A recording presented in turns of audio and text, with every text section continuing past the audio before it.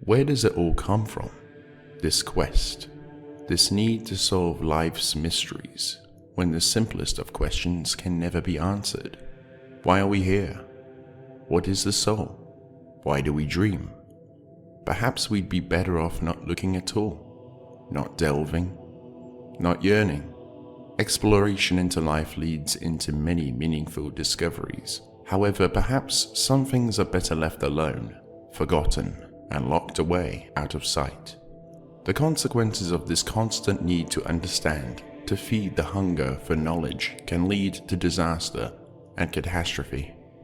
Perhaps the past can shed light on the future, on what is fantasy versus reality, faith versus science. Which of the two is the real story? Somewhere in an unknown time in the endless void of space, an event would take place. An unknown species would find a misshapen double helix object made out of what appeared to be rock, but was unidentifiable. The alien race would investigate the object, making sense of the symbols carved into its very skin. The object would bestow upon them insomnia, depression, along with the mental blueprint to replicate these artifacts. Soon after this, the population would begin to reel from the effects, with most falling into insanity, and others seeming resistant to the mental depravities. The civilization would begin to crumble from within. Insanity would lead the aliens into murdering their families, colleagues, and friends.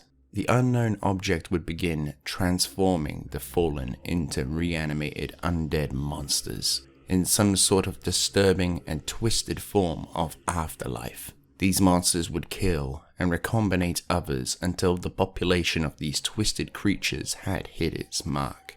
With all the creatures flying up into the sky, followed by the double helix object, all the forms would start to slowly fuse into a single entity around the object, creating what seems to look like a moon, a blood moon.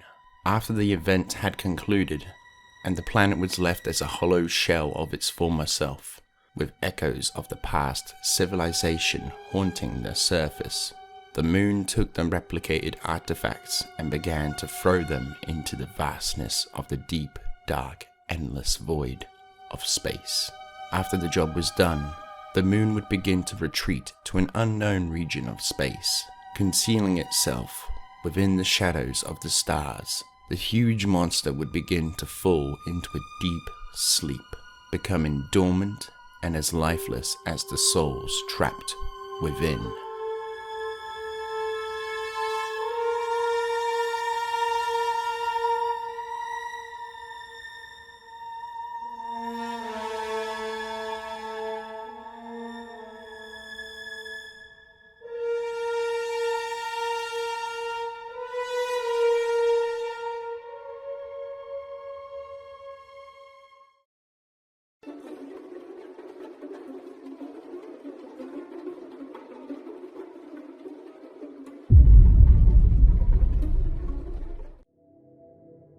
The earth is large enough that you think you can hide from anything, from fate, from God, if only you found a place far enough away. So you run to the edge of the earth, where all is safe again, quiet and warm, the solace of salt air, the peace of danger left behind, the luxury of grief, and maybe, for a moment, you believe you have escaped. On a distant planet on the edge of the Orion Cygnus, life was prospering in the age of the dinosaurs, more specifically the Cretaceous period. Most notable of these marvels would be the Triceratops, sauropods, and the Tyrannosaurus rex, or T-Rex for short. The only meaning of life in these times would be for what many believe to be the main rule of evolution, that being survival of the fittest. How long could these creatures survive for? Evolution had helped in fighting those battles that would span over millions of years. However, nothing could prepare them for what was to come. 65 million years before the modern era, it would be a normal day of survival, with the dinosaurs and other animals from that period acting in their typical behavior. Predators chasing down prey, with some finding a brief moment of sanctuary, unknowing of their imminent destruction looming towards them, as a comet was moving towards the planet at higher speeds, which held a dark and grisly presence within. The size of the comet was from around 11 to 80 kilometers, or 7 to 50 miles. Many theorized that the comet's size would scale to be the same size of Washington, D.C. All is as it should be on the surface of the planet. The battle for self-preservation rages on. Suddenly, a huge white light appears coming from what seems to be the edge of the world, blinding all who looked upon it. The end for these creatures was drawing near with the impact of the comet. A few moments later, the flash of light would slowly fade away, only for it to be replaced by quakes and a rumbling noise coming from the ground itself, as 1% of the impact traveled through the Earth. Seismic waves travel through and across the planet. The dinosaurs would be transfixed on the sound and petrified by the quaking Earth. Environments shake as earthquakes start rippling through the ground. As the comet impacted the planet, flaming debris would break off with such force that they would fly back out into the upper atmosphere of the planet and rain back down onto the terrified creatures. These rocks that rained from the sky would be similar to volcanic rock when a volcano erupts, as fire rained down on the environment, burning anything it touches, including jungles and forests that herbivores would use for sustenance. Once a beautiful haven to these marvels of life, is now a burning hellscape with only death to guide their path. Meanwhile, the ejecta cloud would be sweeping across the globe at 16,000 kilometers per hour, cooking the earth with relentless heat. Creatures capable of flying would escape the earthquakes and burning environments, only to be faced with their own perils in flight. Millions of volts of static electricity charges the cloud like a giant battery, creating unbelievable electrical storms in its wake. Smaller creatures would hide inside their dens, burrowing deeper into the earth as it quaked. However, not all would survive, as the earthquakes would cause cave systems to collapse, trapping those smaller creatures, leaving them to suffocate inside their own sanctuaries. As the cloud of smoke, ash, and fire completely washed over the planet's surface, the temperature would spike at 150 degrees Celsius. Once a paradise, now all that remains is a deathly nightmare. The oceans are no different, as they themselves are too compromised, soon turning into a pink blanket of death. The hot environment had not only superheated the air and the ground, but the oceans as well, stripping these creatures of vital oxygen. The only life that can survive in the oceans now is pink algae, which gives the water a pink hue in return. Methane gas that was once frozen is now able to thaw and rise to the surface, pushing the heat of the planet up even further. Soon the clouds and storms that transformed this world would begin to dissipate, revealing the state of the planet once a land full of lush environments. Now all that remains is a land of rock and toxic water. 95% of the species are now no more. The remaining species survive by finding any little food and water that they can get for sustenance. These creatures would burrow into the ground to shelter themselves from the heat of the barren wastelands that now occupy the planet. 18 million years later, the dinosaurs are gone. The planet is very much at peace now. However, our ancestors would be evolving, turning into what seems like prehistoric monkeys. The atmosphere is much like it is today.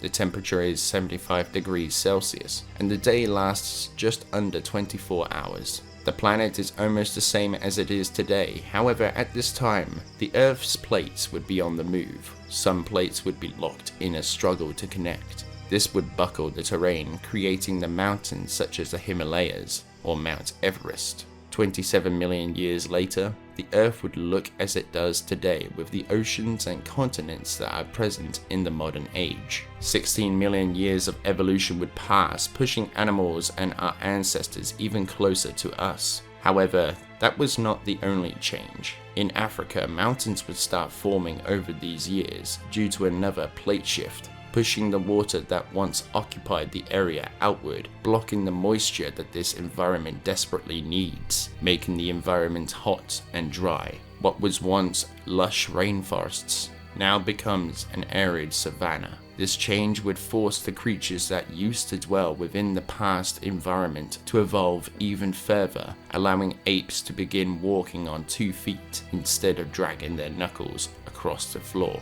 It is theorized that this change to the African environment could be the reason that humans walk on 2 feet today. Thanks to the random plate shift, the human story had finally begun. However, was it just random luck that occurred? Or was it something more sinister at play? Unknown to the early humans, there was something dark and ancient pulling the strings, with a disturbing history that when discovered would lead into humanity's darkest years. However, an entirely different species would beat them to it. In the ongoing search for self, there are days when we learn something genuinely new, something uncovered, hidden, that we never knew was there, something that surprises us, and on that day of self-discovery, a question remains: what kind of person are we?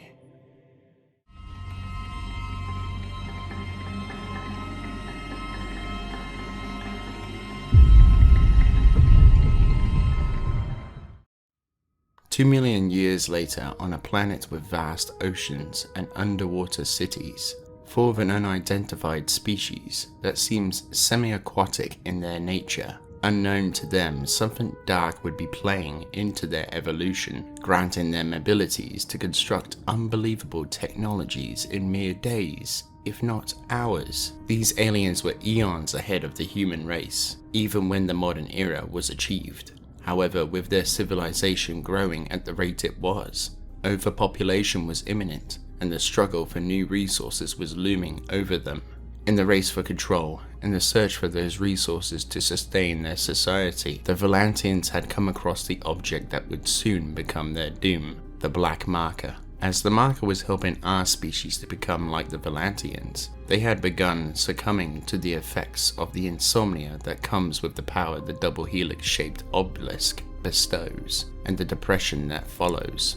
The aliens began to replicate the marker into several variations that would span across the entirety of their underwater cities into red and black markers. However, from the power the aliens had received, they had begun killing each other, supplying the several markers with their own twisted form of resources. This would lead into a necromorph outbreak that would sweep through the planet, twisting them to the marker's will. The Volantians desperately tried to fight back against the pandemic gripping their world. However, they weren't fighting an invasion of a contagion, but rather the New Order. They were in fact in a losing battle, with each of their fallen being transformed faster than they could be cut down. However, much like how the meteorite had killed the dinosaurs, another event would take place very soon that would lead the Volantians into making an impossible decision. With catastrophe imminent, the Volantians could never have expected what was to come next. The markers, sensing that the body count had reached what they needed to begin the next phase of the apocalypse, had begun levitating towards the surface and into the air, pulling the necromorphs out of the water. The end was drawing near, as if knowing what was to come, and to stop the infestation from leaving their world and wreaking havoc to other species across the galaxy. The remaining Volantians built a machine to destroy the moon before it would become complete. However, tremendously, in a quick time, the aliens had assembled their greatest weapon and fired it at its mark. Unfortunately, the machine was improperly configured, leading them to only merely pausing the event that was taking place, and the cost was dire. The machine in an instant had terraformed the planet, turning their world of mostly oceans into a frozen tundra, and the moon left half-formed in orbit around the planet. The environment was so harsh that the temperature had killed the remaining Volantians, leaving no clues about what happened on the planet prior to this event. However, Tau Volantis would not be the only world living within a new age of ice and snow in the years to come. When evolution selects its agents, it does so at a cost. It makes demands in exchange for singularity, and you may be asked to do something against your very nature. Suddenly, the change in your life that should have been wonderful comes as a betrayal. It may seem cruel, but the goal is nothing short of self-preservation, survival.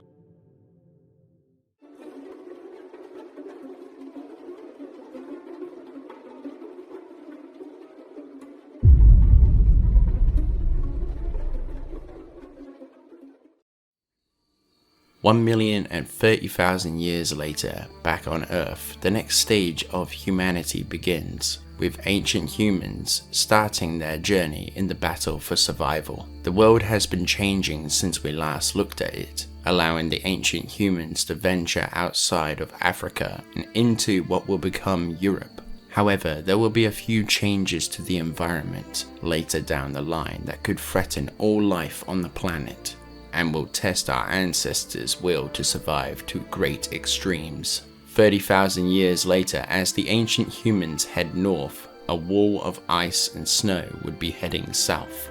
Ancient humans would arrive in Europe to find that the environment they thought they once knew has changed and is continuously changing, becoming colder and colder, as if they had somehow traveled into the heart of Volantis. It should be the middle of summer. However, the land has become frostbitten and the rivers and oceans have frozen over. Natural changes in Earth's orbit, in combination with the CO2 levels and the lack of warm water, had thrown the Earth and its occupants into the Ice Age. This change would have drastic impacts on the environment. Plant life would cease to function, pillars of ice would form as high as skyscrapers, and sea levels would drop dramatically. Thanks to these changes, ancient humanity would be able to travel to new areas of the world that were previously unreachable. However, they would have to travel at their own peril, as there was more than just the cold to contend with. Predators like dire wolves roamed these wildernesses, and the saber-toothed cats, Smilodea and Fatilis, were common in this environment. 26,000 years would pass until the changes that triggered the Ice Age would begin to reverse, allowing ancient humanity's potential to be realized, as they had survived the Ice Age and brought with them all the skills learned to be used in building this new world, one that would allow them to become the dominant species on the planet. The battle for survival has finally been won by ancient humanity. However, certain changes would have to be made for their society to begin. Things like laws would need to be put into place, governments, and someone to lead the settlement that would span out into glorious nations. With different nations, however, would come with different views, such as religious beliefs, which would lead humanity's fight for survival into humanity's fight for dominance and conquest. Some would declare wars on each other out of fear, others would be jealous, and some would despise the way the others would live. However, the end to one war always came with the same tune. People would claim it to be the war to end all wars. But in reality, it was to give people hope, as after the first set of wars would come the next one, and the next, and the next, and the next, until negotiations would bridge the way for friendships to build the foundations for alliances in order to combat the next line of evil that plagued the world. How much of this do you think was free will? Were we in control of our own destiny, or much like our evolution, were we driven by certain changes that created in the wake of an ancient evil hiding out of sight in the unknown?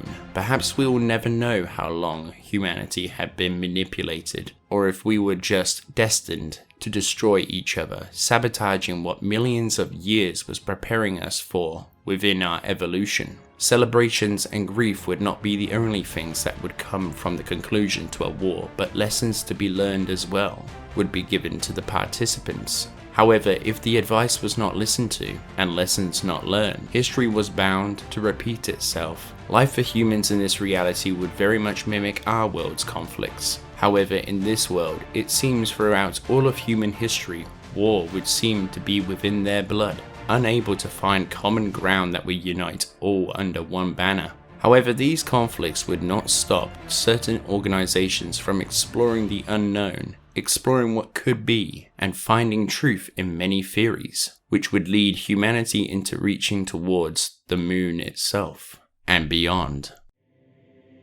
In the beginning there was discovery, a confusion of elements, The first snowfall of impossible change, old lives undone, left behind, strange faces made familiar, new nightmares to challenge sleep, new friends to feel safe with.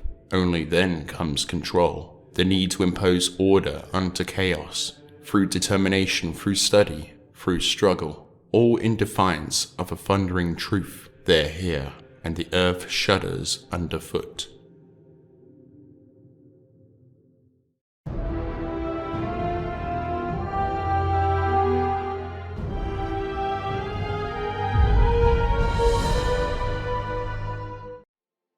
Warfare would continue to rage on into the 21st century between the United States of America and the Soviet Union, but NASA had other plans to escape the conflict, hopes and dreams of colonizing new worlds waiting for them, if only they knew of their impending future that would force them into this venture.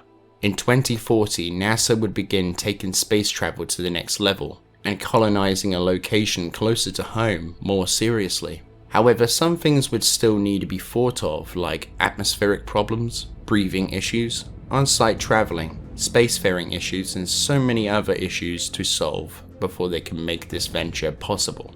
The spacecraft that would be under development at this time would be the first version of the Colony shuttles. However, the Soviet Union would also be planning to build a base on the moon. These issues would be solved in the next few years, and the first of many shuttles being sent to the moon to construct the early colony, which would be later known as the New Horizons lunar colony. At this time, the resource integration gear system, or RIG for short, would be theorized by the scientists of this time. However, they would only be speculating on what could be used for the future possibilities, and later down the line they would shelve the project. The Soviet Union would follow the NASA agents to the moon, which would lead into a series of skirmishes in and out of the colony. The conflict would be close until the American forces intervened and defeated the Soviets. Unfortunately, a little bit too late. Due to the conflict, the damage had destroyed part of the colony, which would set the project back even further.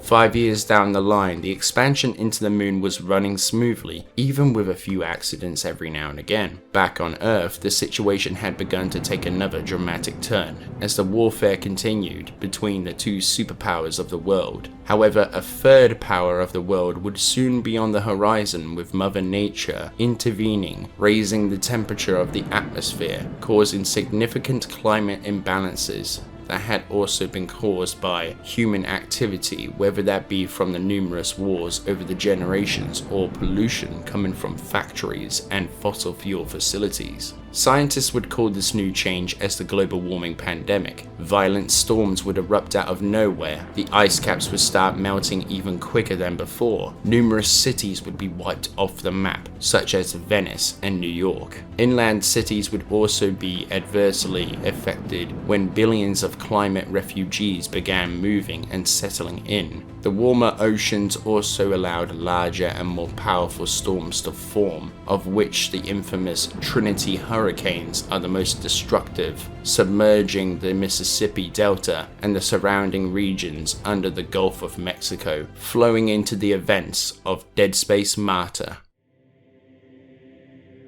We are, if anything, creatures of habit, drawn to the safety and the comfort of the similar. But what happens when the familiar becomes unsafe? When the fear that we've been desperately trying to avoid finds us where we live?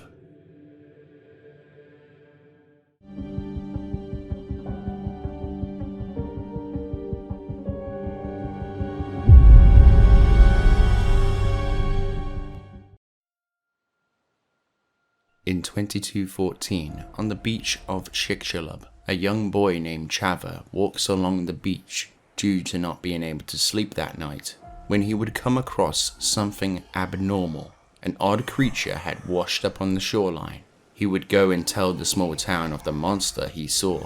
They would soon follow him back to see the Weezer expanding and deflating. This is where they get the Bruja to deal with it. The Bruja would burn the creature until only its charred skeleton would remain. The boy who warned them would walk the witch back to her home. However, he soon became distracted by several whispers stalking his every move. By the time he snapped out of his trance, he would notice the brooder had disappeared. Thinking that she had just left without him, he would go to her home to find the door slightly ajar. As he made his way inside the home, he would notice symbols all over the walls that seemed to be written in blood. Venturing further would present him with a grisly sight. The brooder was lying on the floor with her throat slashed open. While this is happening, Michael Altman, a geophysicist, would be investigating gravitational anomalies coming from the Gulf of Mexico.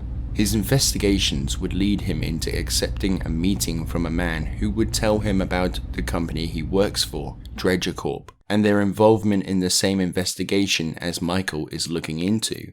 The man would soon leave the bar, but then be pursued by 3 strange men who would corner him. However, the man would kill himself before they could question him further about what he knows. Dredger Corp would arrive at the crater soon after this, and send down a sub into the depths of the Gulf, where the 2 pilots, Hennessy and Dantec, get close to the source of these issues. They become increasingly agitated with severe headaches. Hennessy begins to hallucinate his deceased brother, Shane, who warns him about the mission. However, the sub comes up to the source, the black marker.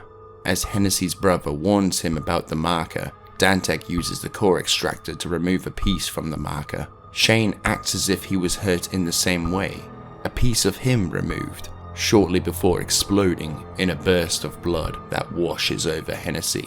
Enraged, Hennessy would attack Dantec, which leads into a fight for survival. However, in his rage, Hennessy kills Dantec in a severe state of dementia. Hennessy would write marker symbols all over the interior of the sub with Dantec's blood for his ink. When he runs out of room, however, he would begin writing the symbols all over his body. The clock begins to tick, with air running out as the sub holds a limited supply of oxygen. Instead of returning to the surface, Hennessy would record a video log and broadcast it to the public. However, due to the frequencies, the video quality would be very poor and distorted. Shane would try to warn his brother as the air would begin to run out, but Hennessy would snap out of his delusional state, realizing as he took his last breaths that the marker was controlling his actions, or at least projecting a different reality around him. As he began to pass away, the sub would begin to shut down, with people trying to get into contact with the pilots, to no avail. It soon became obvious that their mission was a complete failure. Scientists would obtain the video log and work to remaster the cryptic and heavily distorted log, and after some tinkering they would succeed, which eventually makes its way into the hands of Michael Altman, who posts it on the internet under an alias to cover his tracks. This leads to Dredger Corp getting some major backlash from the public, which forces them to hold a press conference to twist the truth, to cover up what really happened down there, to control the amount of damage to their own credibility. They say that Hennessy went insane on a test run of the sub. Knowing that the situation was becoming too much for them to handle, Dredger Corp calls in the military to take over the salvage operation. Out of an hallucination, Tanner thinks that he would be saving his friend. In reality, he kills himself. Altman calls the American Sector Science Foundation to do a full investigation of the crater, which gets tracked by Dredger Corp, who finds him and questions him. They soon find out that he knows too much. However, rather than simply eliminating this threat, they recruited him and take Altman to the crater facility. Michael would be allowed to take a sub down with the pilot to find out what happened to the last one, which they are successful in salvaging the sub, and Michael witnesses necromorph fish ripping the aquatic life to pieces, along with pinkish matter clinging to the side of the sub. Altman would take samples of the corruption, along with the missing piece of the marker. The pilot would send the coordinates to the ocean facility being erected back on the surface. The marker is soon brought into the facility, and a group of people start becoming obsessed with it, turning into a religious cult. Altman would give the samples to the other scientists, except for the marker piece that Michael would study in his private quarters alone. The believers, as if sensing Altman's work, claim that he has seen it. They begin treating him as the prophet of the marker. Using his prophetic authority over the believers to pull some strings, Altman gets a look at the marker and vidlogs it. Just before he becomes part of the non-essential personnel and sent back to a mainland facility, Altman would take this opportunity to go to Washington and hold a press conference to show the public the video log he made, which enrages Markov, who sends his team after him.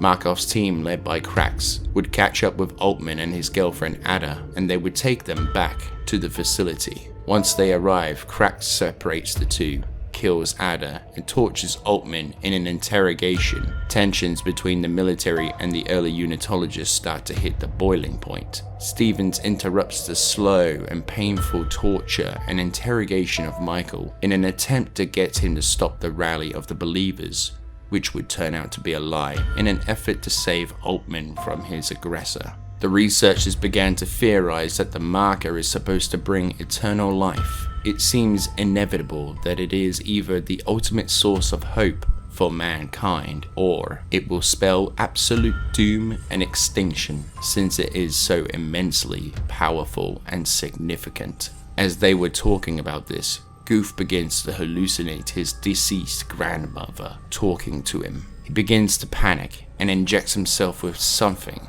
However, what he thought was a tranquilizer was in fact the corruption found clinging to the sub's exterior hull. The apparition warns Goof, telling him to move into the dead space field so that it would stop the contagion coursing through his veins.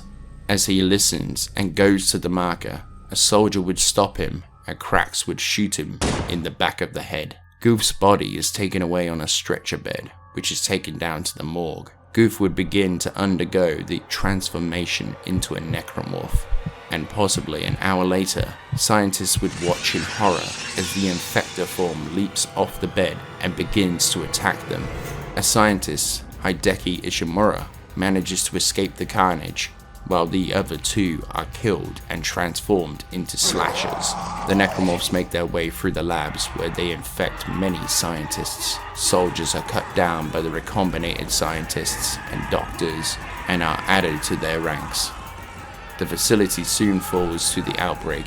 However, Altman, Hideki, and a few other survivors manage to escape before it's too late and make it ashore. Markov manages to escape with Krax, who feels uneasy for some reason. Altman would see an apparition of his deceased girlfriend, which subtly informs him of her status. He takes some weapons and makes his way to the facility, which has lost all power at this point. Only the emergency lights remain, seeing the shadows lurking in the corridors, darting left and right.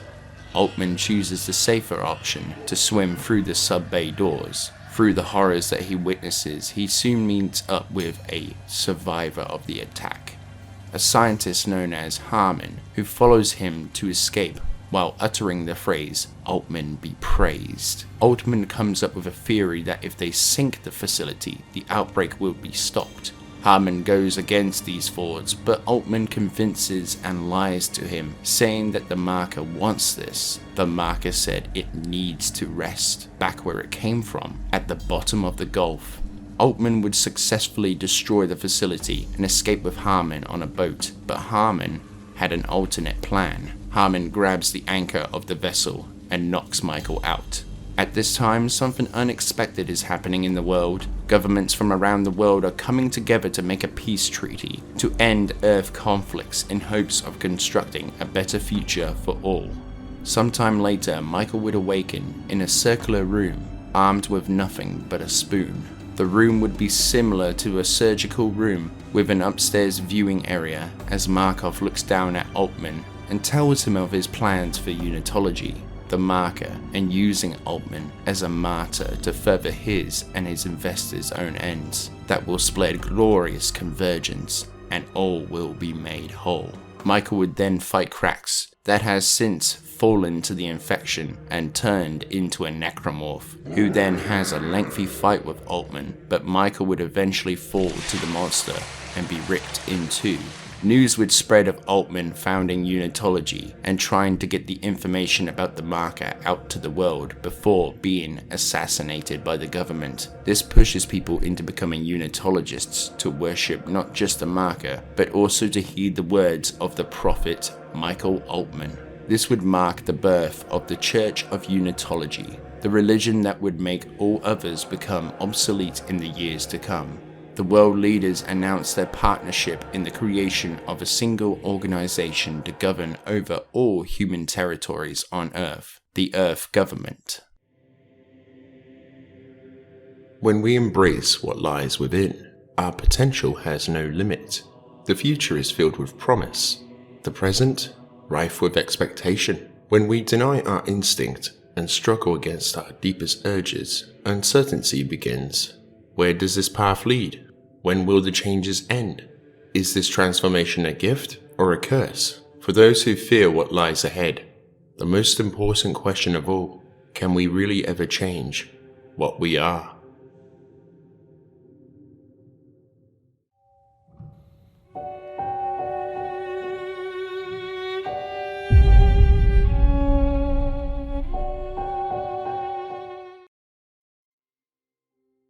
After the formation of the Earth Government, serious discussions had been put into the development of the rig systems and the colonizations of new worlds after the success of the lunar colony, which leads humans into taking the next step into claiming new worlds for their own.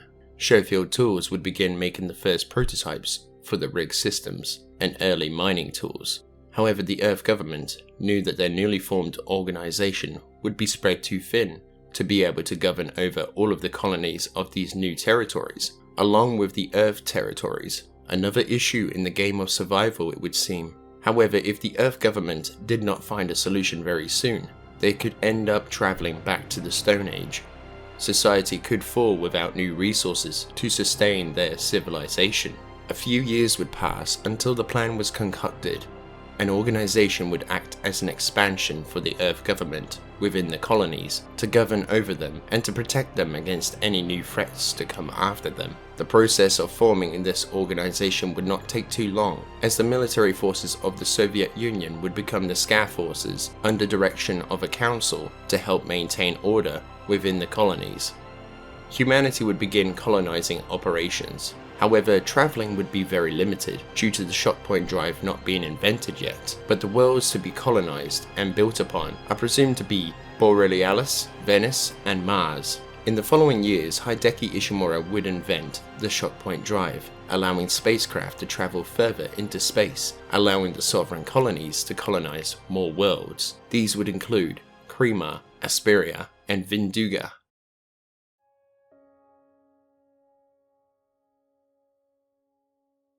The sovereign colonies seem to be the saviors of humanity now, but time is an interesting thing, a concept that can erode and distort even the most noble souls into tyrants, villains, that breeds monsters and evil dwellers. There is good and there is evil, right and wrong, heroes and villains, and if we are blessed with wisdom, then there are glimpses between the cracks of each where light streams through. We wait in silence for these times where sense can be made, when meaningless existence comes into focus, and our purpose presents itself. And if we have the strength to be honest, then what we find there, staring back at us, is our own reflection, bearing witness to the duality of life. And if each one of us is capable of both the light and the dark, of good and evil, of either, of all, and destiny, while marching ever in our own direction, can be rerouted by the choices we make, by the love we hold on to, and the promises we keep.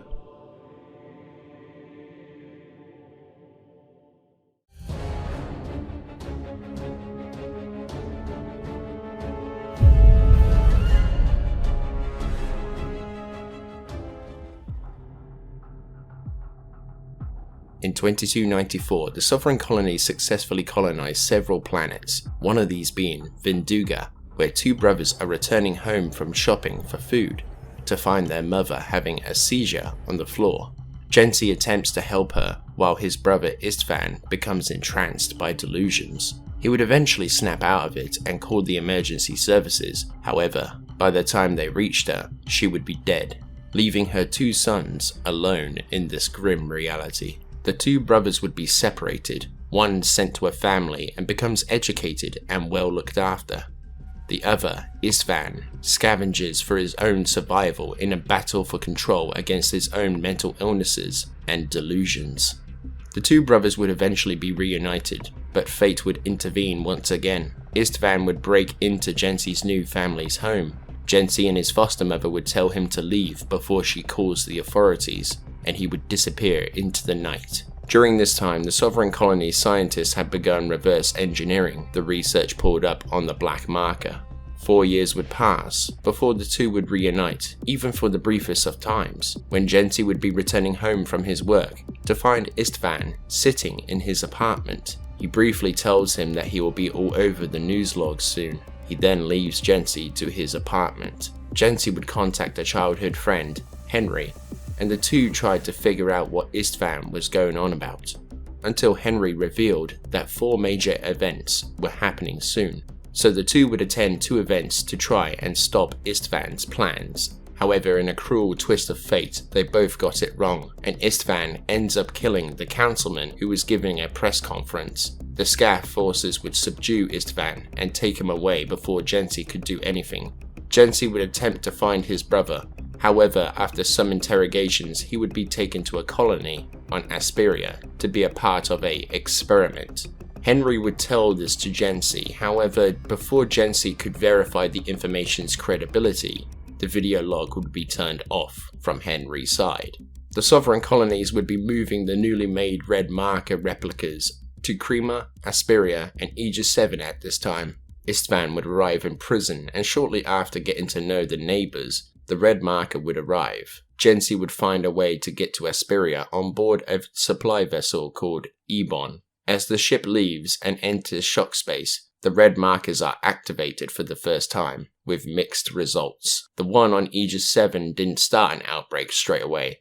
However, the other 2 start outbreaks, leaving no time to be wasted, which begins the recombination process, and the necromorphs begin tearing their way through the Scav forces and prisoners. Unfortunately, the experiments would be in secret, so no help would be coming for them, except for the Ebon, that would exit out of shock space, but would collide with space mines that would be laid out by the Scav gunships. Ebon would be destroyed, but not before Gensi gets into an escape pod and fires it right into the center of the outbreak. Gensi, upon exiting his escape pod, would fight his way to the control room, and it becomes apparent of how Henry came about the information on Asperia when Gensi comes face to face with him. Instead of confronting him, they unite to fight their way to the facility where Istvan might be at. They would find other survivors who would join them in their search, but one of them would get blown into pieces by a mine, and Henry would be eviscerated by a large necromorph. Dexter, the scientist and only survivor left to help Gensi, would get into a fight with him after finding Istvan. She was only helping him to kill Istvan, who she holds responsible for the outbreak, but Gensi knocks her out. Istvan would beat Gensi and kill Britton after congratulating him upon his dominance over Gensi. Gensi would wake up and have a conversation with Istvan, but with his brother speaking nothing but nonsense, Gensi would kill him out of mercy, sparing him of the horrors the marker had unleashed. Gensi would try to shoot the necromorphs lurking within the corridor, but every time, he would end up with the barrel of the rifle in his mouth. He would try and try, but eventually he would give in and fire the gun. The Scav forces would investigate the findings of each site, which would lead into the discovery of the marker signal. However, someone had blown the whistle on their operations, which would eventually complicate things. A rebellion would break out on Earth and would start a war against the Sovereign Colonies for experimenting on prisoners and undermining the Earth government. Little did they know of what was really happening in those sites. To make sure no one would or could investigate what really happened, the sovereign colonies would place these planets and stations under a restriction law so no one could travel to them. Little did the colonies know that these laws that were set in place to protect themselves and others from the horrors of the Martyr would soon be violated by a certain corporation in the race for resources. In 2311, the sovereign colonies were in a critical situation with both public support and the ability to wage war dwindling in the air. The sovereign colonies would take 3 new markers to Platomely Station to triangulate the signal, which would lead them to Volantis. An expedition would be allowed by the council. The mission would be led by General Mahad and Admiral Marjorie Graves in the sovereign colonies' galactic expedition to Volantis. The hope in this mission was to find more artifacts that could aid in defeating the rebels in the succession wars that raged on in their absence. On the 6th day, God created man in his own image. Now it's up to us to figure it all out. Right, wrong, good, evil. In each of us is the capacity to decide what drives our actions. So what is it that makes some choose selflessness? The need to devote oneself to something greater, while others only know of self-interest, isolating themselves in a world of their own making. Some seek love even if unrequited, while others are driven by fear and betrayal. There are those who see their choices as dark proof of God's absence, while others follow a path of noble destiny. But in the end, good, evil, right, wrong. What we choose is what we never really need, for that is the real cosmic joke, the real gift God has left behind.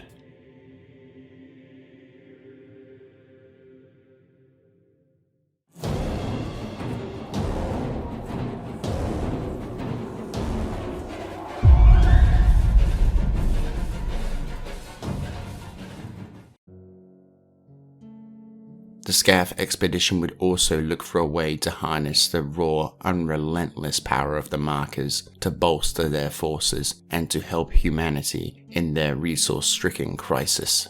However, what they found was an alien city which held tragic and dark secrets of the forgotten race that fought the Markers until they were no more. However, during their time, the frozen necromorphs would reanimate, as if sensing the fresh lumps of meat that came to their hunting grounds, which eventually sparked the previous necromorph outbreak to continue in full swing. Dr. Serrano would find the machine and find out what it was used for. He would build a codex to help configure it, as the Volantians did not merely mean to freeze the moon and the planet, but to destroy it entirely. However, in 2314, the Scath forces would end up losing control of the situation, and the council would give Mahad permission to invoke Scenario 5, which was to purge the entire operation, which was not limited to killing all who were a part of the expedition. A ship floating in space would either malfunction or lay out mines in a panic to make sure no one could escape the purge. All computer data would be destroyed, leaving only the written journals to tell their stories.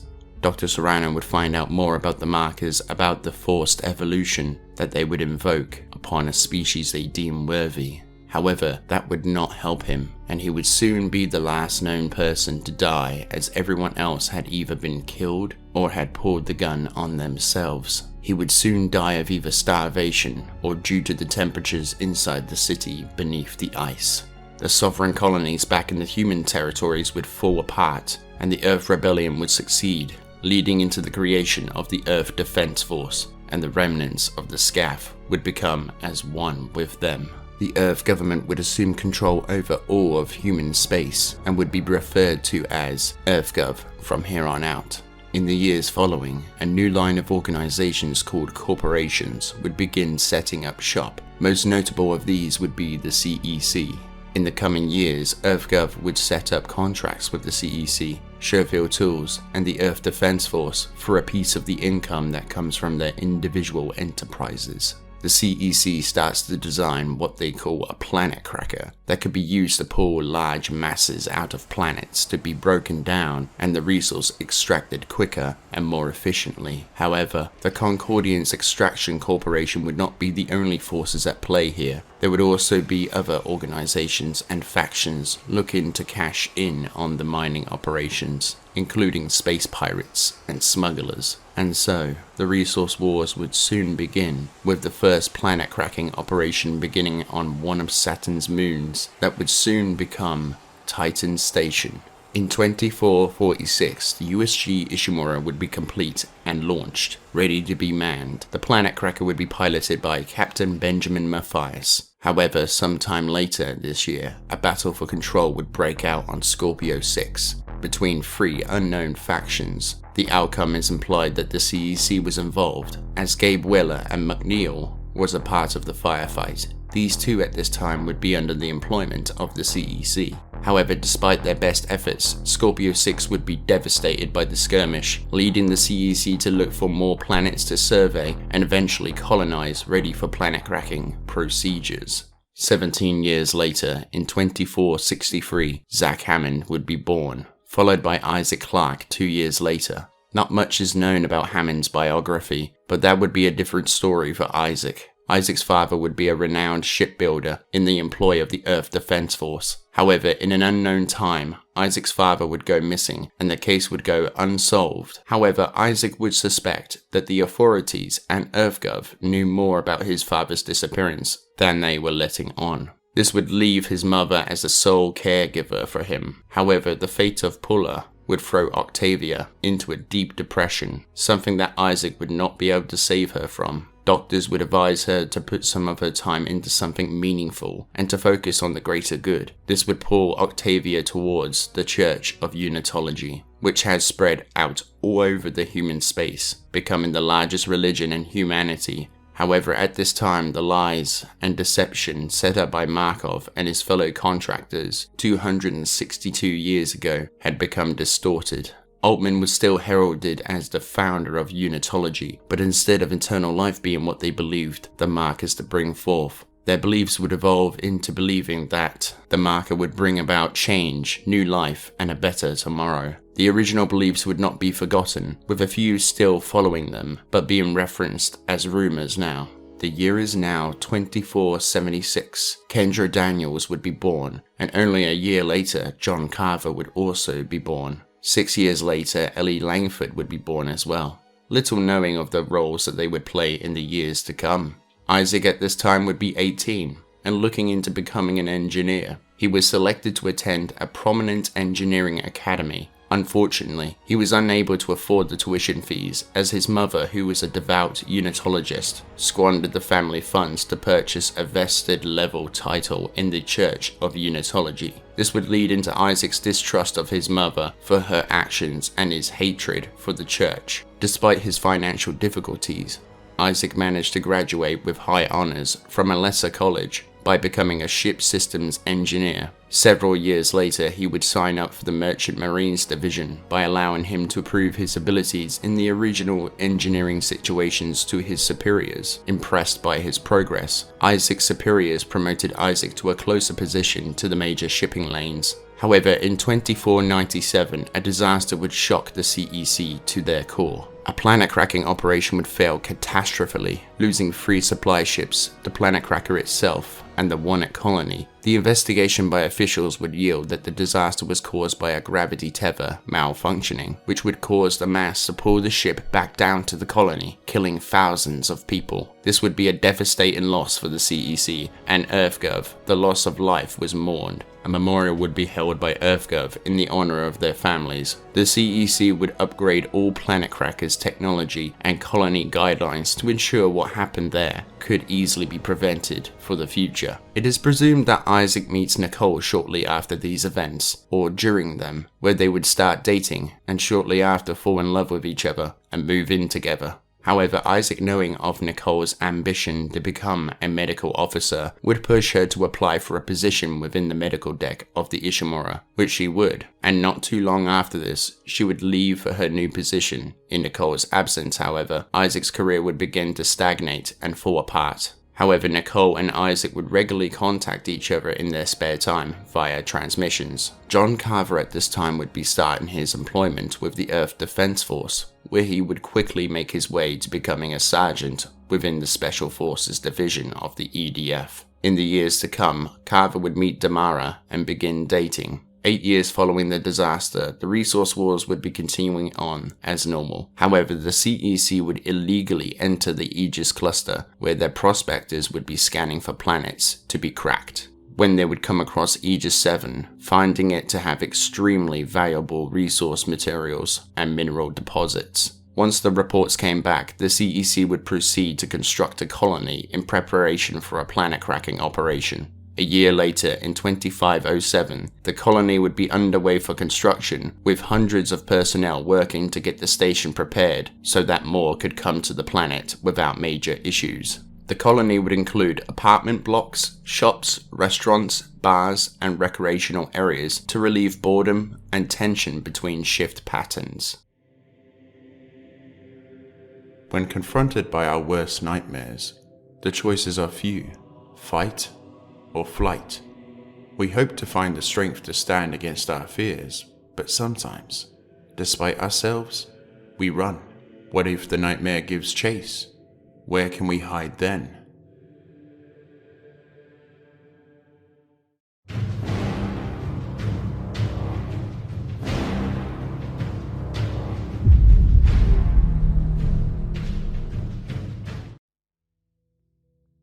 A year later, in 2508, the colony had been fully set up with hundreds of people working together to crack this rather fascinating planet that holds a dark secret.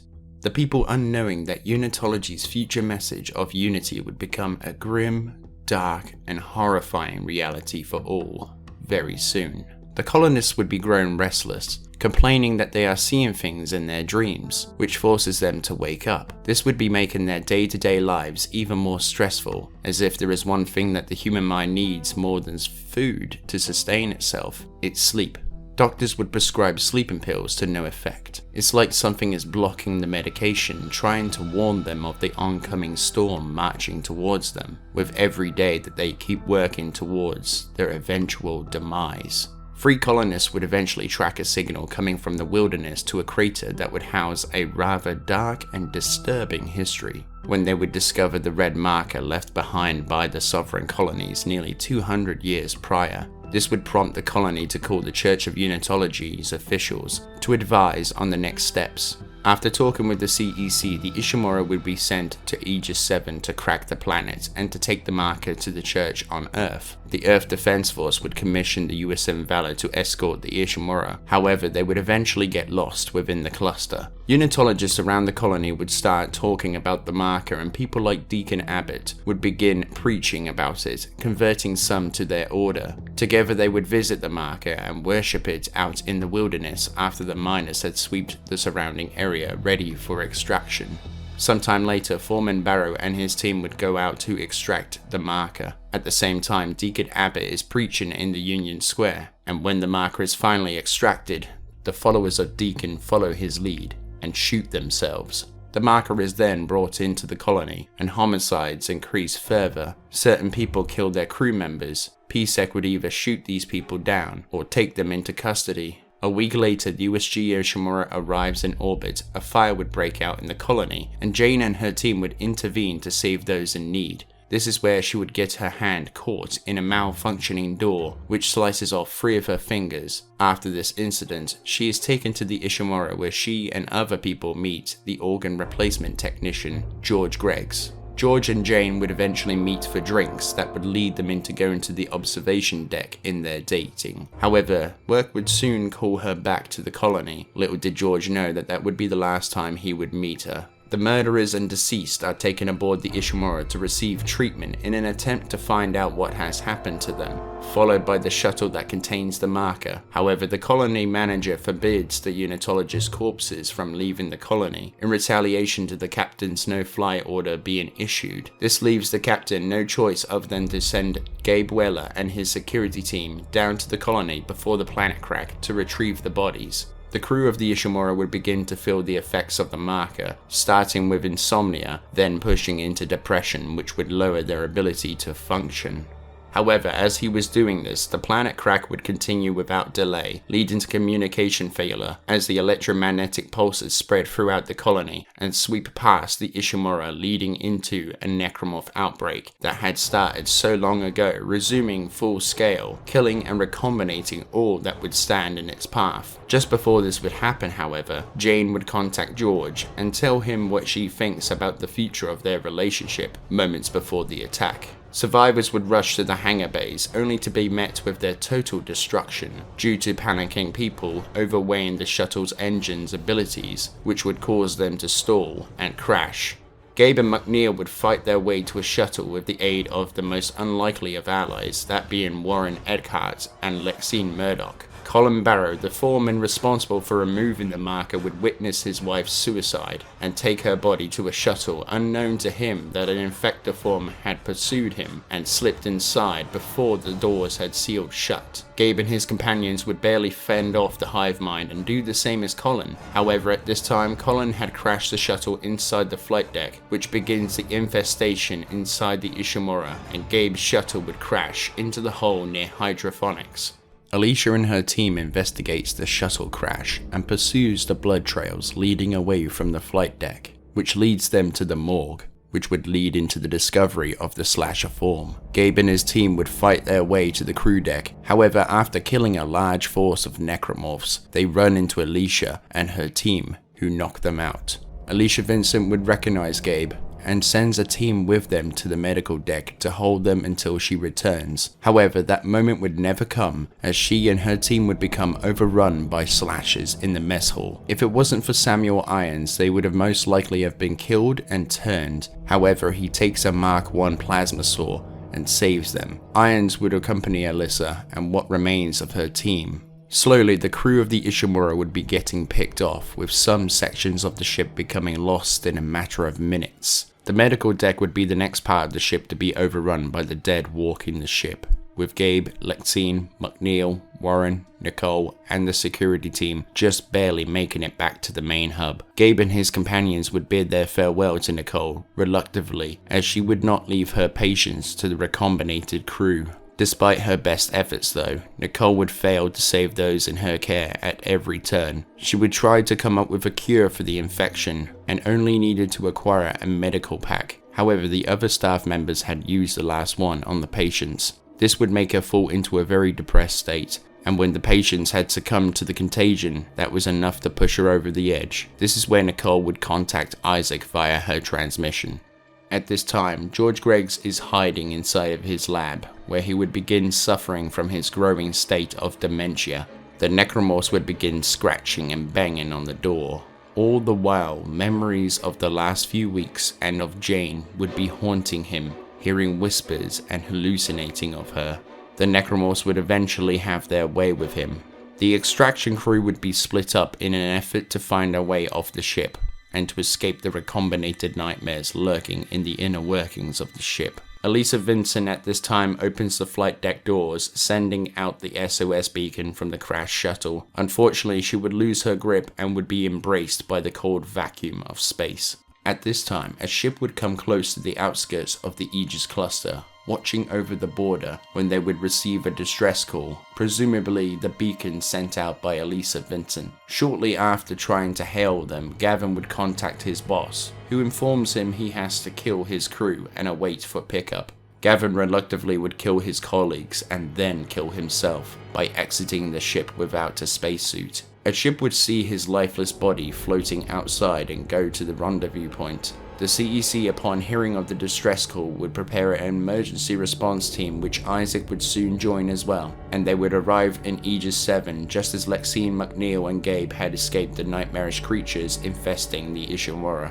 Lexine would continue trying to contact the Kellyan, to no avail, and the USG Kellyan would crash inside of the flight deck, Isaac, through the help of his colleagues, would get the Ishimura repaired to an acceptable standard, defeating the infestation for a short reprieve, before heading through the hellish reality he found himself within. In the darkness, Isaac would find death and many horrors that would break the normal individual. However, Isaac had a very special mission, special to him alone. He needed to find his love, Nicole. Sure enough, Isaac had watched the transmission all the way through. However, in his shock, he managed to repress the memory and lock it away. Under its guidance, the marker would speak to him and help him, using Isaac's memory of Nicole as an apparition to further motivate him. Isaac, in this state of dementia, would travel through the corrupt hallways of the Ishimura, defeating necromorph after necromorph after necromorph in whatever form they chose, all the while finding evidence of the last moments of the crew in their discovery of what they had found. Isaac, under Dr. Kyne's direction, would retrieve the marker until Kendra had appeared and killed Kyne and was revealed to be an agent of a third party who was hell-bent on collecting the marker. Isaac would record the shuttle housing the marker and take it back to the colony, stopping the outbreak in its tracks. As the marker was placed on the pedestal, it let out a burst of energy which implanted a series of different symbols into Isaac's mind. However, it soon knocked out the gravity tethers that was to push the huge mass into space. Now acting like an anchor, the continent would soon fall back into Aegis 7. Isaac would not have much time. However, Kendra had other plans, with her pulling the marker off the pedestal, and would force Isaac to come to terms with Nicole's death that he had blocked out of his mind. Isaac would try to get back to the shuttle before Kendra, but she already beat him to it, and she would have gotten away from the colony if it wasn't for the experiment, the original recombinant life form on Aegis 7, the hive mind.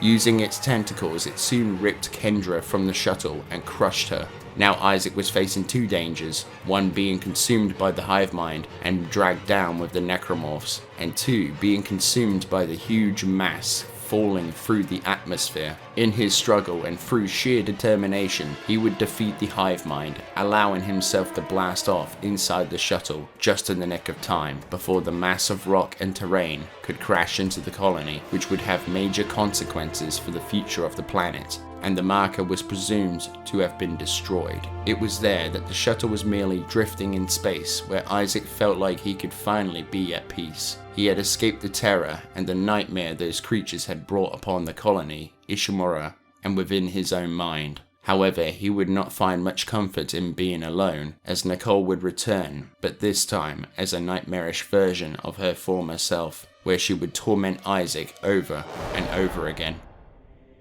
Sometimes questions are more powerful than answers. How is this happening? What are they? Why them and not others? Why now? What does it all mean?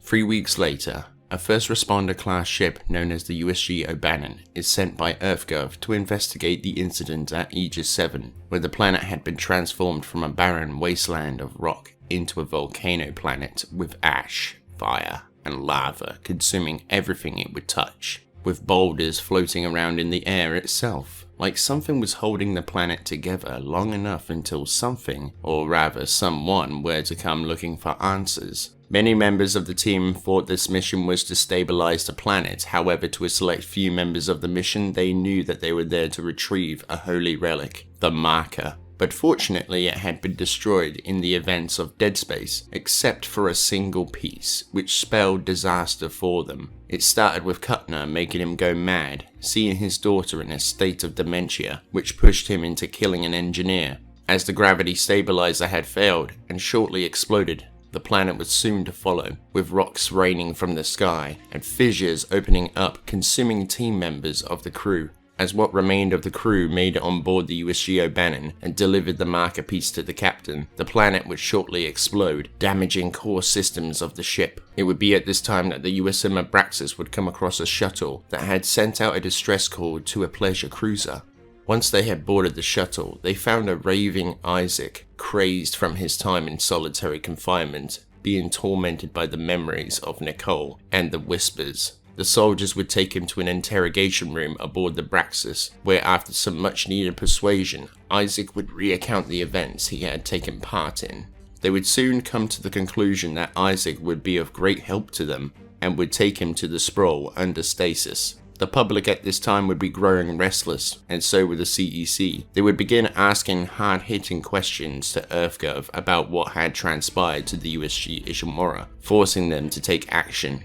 As Borges took a team down to engineering with him to fix the portal drive, Stross would begin studying the shard, and in his own form of dementia, would take a corpse from the morgue, where exposed to the marker begins transforming the test subject when a blackout would occur. However, once the lights came back on, the test subject was gone. In his confused state, Stross would release the newly formed necromorph, allowing it to escape and begin killing the crew in its pursuit of Stross. He would try to warn the others, however they would just simply dismiss him until it was far too late. Stross would attempt to find his family but was met with hallucinations that would trick him into killing his wife and his son. Seeing this, Cho, who was very fond of Stross, would run away in terror of what she had just seen. Shortly after finding other survivors, Cho would ask for Stross's help in ending the outbreak, when he would reveal to her that destroying the marker could end the outbreak, losing many of their group to an explosive decompression or to the monsters lurking in the nearby shadows. Cho, Borges, Stross and Kuttner would eventually get to the engine room. This is where a frigate-class ship known as the USM Abraxas would portal in and find the stricken USG O'Bannon and begin boarding. Once inside, the soldiers could not believe what they were seeing. The crew members were all dead, looking as if something had torn through them,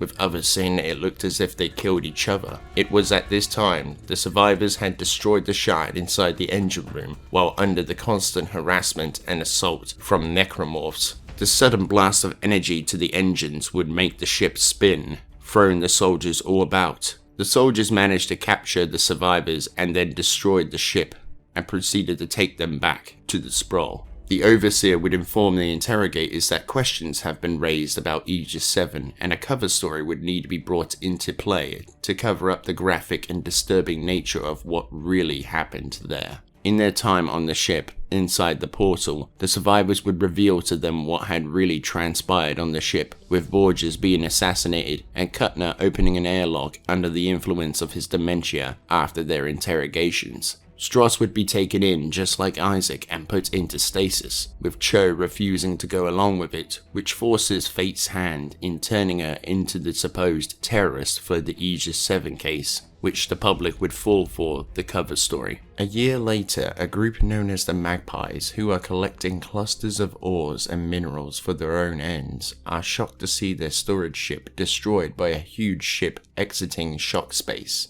the USG Ishimura. As it drifts through the space, the team used their own gravity-tethered technology to grab a hold of the massive Planet Cracker-class ship, and soon they were able to stop it in its tracks. The Ishimura, by some twisted miracle, had survived the impact of Aegis 7. This is because when the explosion occurred, the ship had been sent hurtling into deep space, which left most of its onboard systems malfunctioning. Ever since then, it had been continuously shock pointing all over the system until meeting with the Magpies, who would then end up boarding the ship, exploring the interior workings of the Planet Cracker in hopes of salvaging anything that could be used for their own operations. What they then would find would startle them and shock them to their core. Organic sludge that smelt like it was rotting. The ship had a presence of death about it, with the smell of decay assaulting them. Other members of the crew would survey the exterior of the Ishimura to find shards that on first glance looked to be crystals. However, when looking at them closer, they appeared to be the shards of the red marker. Maoyek would enter a hallucinated dreamlike state, a vision of what was to come if they were to stay inside the ship perhaps. In the vision, Maoyek is presented with a clear danger in the mining deck. A hunter stands before him. As it prepares to give chase, he would scream no and exit through a hole in the hull, only to wake back up. He collects his findings and enters the ship, shrugging it off to be a dream, not a vision of a terrible future. The Magpies would bicker about what to do with these shards when one of them claims it would get them a good bargain. Maoyek assaults her, calling it heresy. They would lock him in the brig, but he would not be alone. as more of the organic sludge was present in there. This would lead into the corruption, reanimating and transforming Malyak into a slasher form, who proceeds to kill the others. One of the magpies would take a shard back to her ship as she fled to the safety of the USG Victory, where the oracles would meet and kill her. More and more necromorphs begin appearing inside the twisted hallways, slaughtering the crew members. The screams and regurgitated noises coming from the engine room would speak for itself.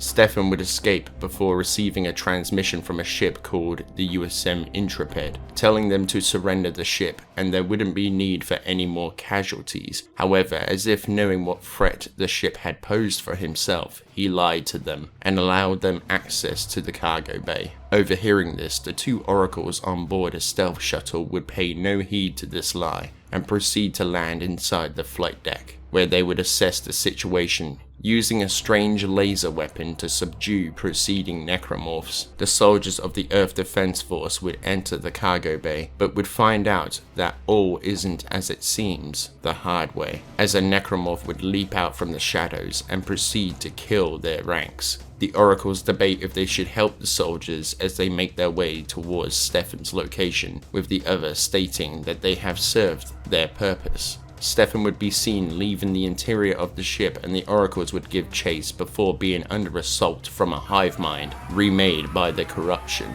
The oracles would defeat it again using their strange weapons and would cut Stefan off inside the Valor's wreckage, where he would lie to them holding a radiation measurer, claiming it to control the floor they stand on.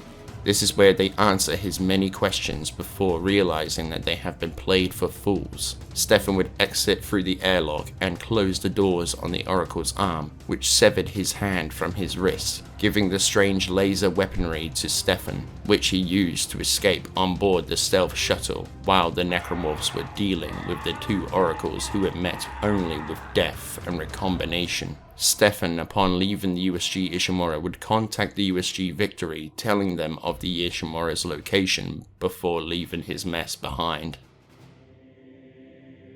You do not choose your destiny, it chooses you.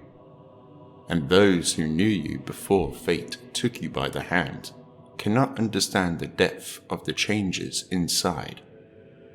They cannot fathom how much you stand to lose in failure, that you are the instrument of flawless design. And of all life may hang in the balance, the hero learns quickly who can comprehend and who merely stands in their way.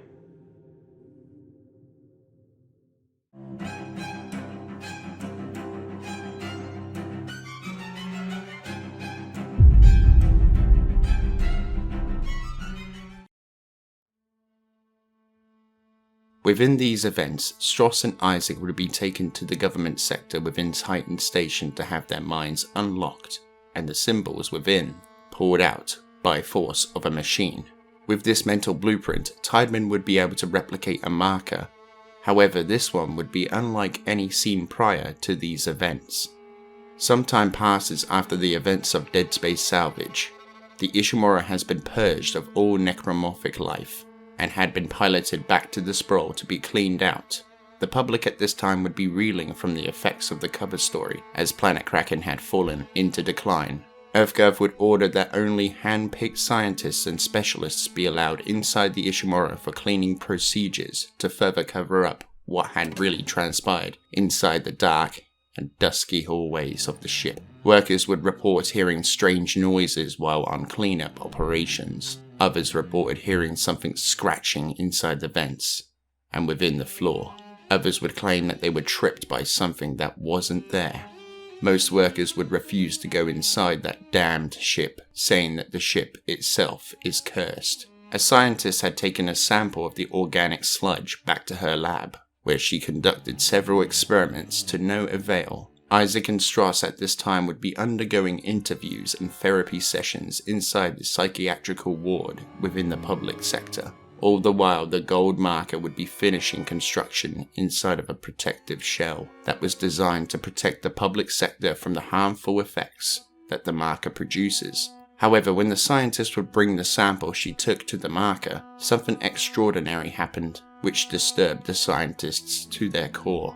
the subject began transforming. This would prompt one of the scientists to record that they needed to destroy everything connected to the marker, which would lead to her termination. The Unitologist would catch wind of this disturbing discovery and would break into the lab and take the sample. The overzealous individual would go into the mines, where it would attack the Unitologist and begin recombination. The Church would send other Unitologists to the mines to kill themselves in the name of the marker, claiming that it will help their cause greatly. The mines would slowly have a problem growing within it, with the recombinant lifeform being able to consume more and more biomass, with workers and miners falling prey to it as well. Soon necromorph forms began appearing inside the mines.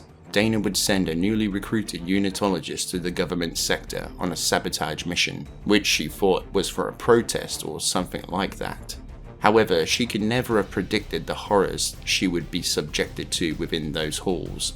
Sabotaging the comm needle had unwittingly released the contagion from the dark corners of the Titan mines and into the government sector, with scientists and security officers screaming, "They're coming out of the walls! They're coming out of the walls!" Alarms began blaring, and Dana would contact Vandal, telling her that she should accept her plight and to die at the blades of these grotesque monsters, that her transformation will be divine. This event would show Dana's true colors to Vandal. Feeling betrayed, she would flee and accept a partnership with Tideman, who would direct her on several missions required to ensure the safety of the public sector. However, Unitology would see the public sector fall to these series of glorious rebirths. Tyler Radikoff would soon contact and help Vandal on various objectives, all the while she was suffering from hallucinations given off by the marker. Inside the public sector was looking to be an ordinary day, with Weaver directing Franco and Sarah to repairing certain things all over the sprawl. Vandal at this time would be about to complete her objective by activating all emergency seals. However, Tyler would convince her to shut off the power to the seals, which would trigger all of the emergency seals and would protect the public sector. However, it in fact did the complete opposite, which left the public sector completely exposed, allowing the necromorphs to travel through the crossover tubes. One location that would be right next to a crossover tube would be the CEC facility, where Ellie Langford would be completing her duties. Through all of her failures, Tideman gives Vandal one more chance to redeem herself. The core of the government sector had begun to overheat and would shortly explode if someone does not do something. Vandal accepts her mission and proceeds, all the while being assaulted by hallucinations and ambushed by large groups of necromorphs. Tideman would warn Titan security of the imminent threat coming for them, and they would send their teams to begin evacuation procedures for the civilians. They would also send 2 teams of specialists to investigate the Titan mines. However, they weren't briefed on their mission, which would lead to mass casualties in their ranks. 2 teams of 4 were sent. Only 2 members of the 8 would survive, one being Gabe Weller, who recently escaped the terror on board the Ishimura. Gabe would fight for his own survival. However, when he would call Lexine to warn her, the public sector would be already under siege from these nightmares, as they rushed through the cities and killed whoever stood against them. Ships would collide into each other and buildings, killing all on board. Corpses recombinated, families torn apart. The sprawl was becoming more and more a necromorph's playground with each passing moment.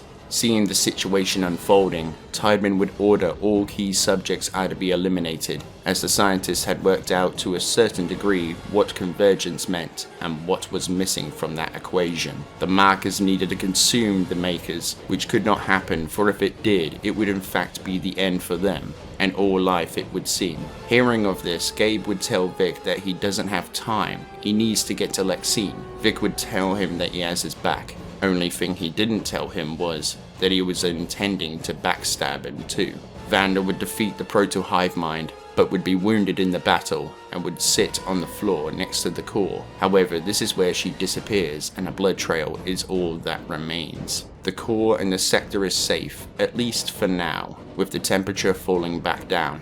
Ellie would escape the CEC facility, but just barely, as she cut the arms and legs off of her friends and colleagues to escape. one of them would sacrifice himself to protect her as she fled. Franco would eventually find and release Isaac from his cell and shortly be turned into a slasher by an infector. Isaac would then escape the hospital with help from an unlikely ally, Dana. Under her direction, he would make it to the top of the Church of Unitology, only to find out that she had been playing him the whole time. But EarthGov would catch up to Isaac, killing all who were around him, including her. Isaac would escape the Gatling cannons of the gunship, but would face the Tormentor form that would hunt him until Isaac destroyed the gunship, which presumably kills the Tormentor, effectively killing two birds with one stone.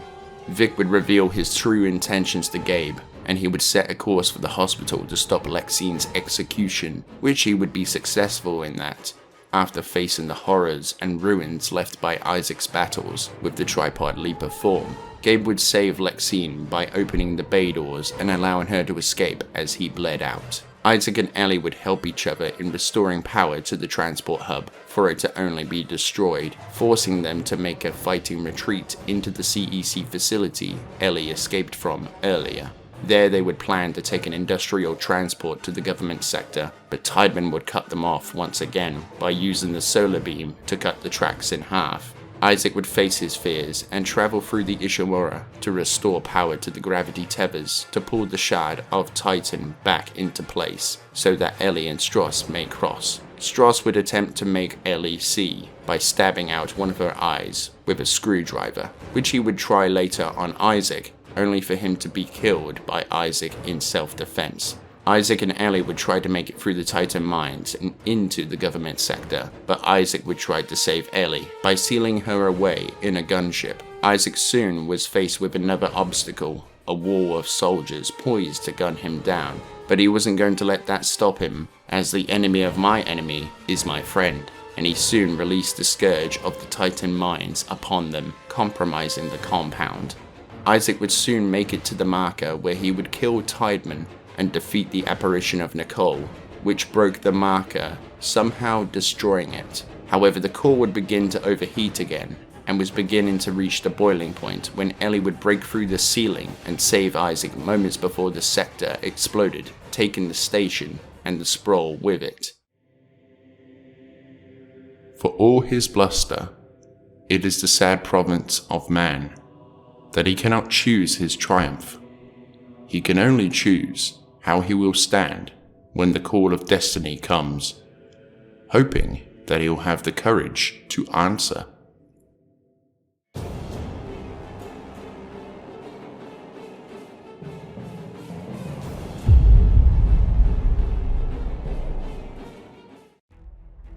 While the dust was settling on the destruction of Titan Station, Isaac and Ellie would lay low in hiding from EarthGov. Isaac would use what little money he had left to purchase an apartment and to get a replacement eye for Ellie.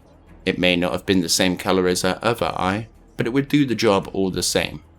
In their time of hiding, Ellie and Isaac would begin a romantic relationship together, but due to their different paths, it would be short-lived, as Ellie wanted to see an end to the necromorphs and the markers still posing a threat to the safety of the galaxy. However, Isaac, feeling like he has been through enough already, decides that he would rather stay in hiding in an attempt to salvage what he could of his life. In her pursuit to end the marker epidemic, Ellie would eventually meet a captain in EarthGov's employment, Robert Norton. After a while, he would agree to help her, and the two would eventually begin a romantic relationship in the years to come. She would also meet a Special Forces soldier known as John Carver on Haven Prime, but he would soon know that their meeting was not by chance alone, as Ellie was in league with his wife Damara Carver, where she would investigate old sovereign colony research on the markers. Unknown to them, an enemy was on the horizon from an unlikely source, Unitology. The church at this time had begun getting fed up with EarthGov's excuses on why certain information regarding the markers was to be off limits to them, which had started an information war against the Earth government. A zealot within the ranks of Unitology had begun creating a sub-faction, possibly out of the remnants of the Oracle project, where if EarthGov would not release the information on the markers of their own free will, then they would take it by force. The faction would be known as the Circle, and they would make it clear to their enemies that they meant business. First by attacking Earth government research facilities, then by attacking marker facilities in an effort to release them from their shackles, which would push towards EarthGov's ultimate demise. In 2514, John Carver would be stationed on Yuxor, where he would be bunked down to the grunt level after assaulting the commander when they had spread their forces too thin for John's liking. This would throw John into a heated debate with his wife, unknown to him that these would be the last moments that John would have with his wife. As above in orbit, a Unitologist force had boarded and assumed control over the Planet Cracker class ship, the USG Perseus, where Danik would come forth out of the shadows and use the ship to guide a missile towards the marker site, destroying it on impact. Exposed to the cold air, the marker begins charging up, and as Carver is trying to inform Central Command, the marker unleashes a large electromagnetic pulse, which travels through the colony and into the atmosphere, shutting down all electronics, including the Perseus's engines. Without engine thrust, the Perseus begins falling out of orbit like a rock. Danik would retreat and escape the stricken ship just as it would re-enter Yuxor's atmosphere. As Carver wakes back up from the blast, he can see a ship falling out of the sky. Once again he tries contacting Central Command, but the ship crashes and explodes, damaging the apartment blocks, which sends Carver into a panic to contact Damara.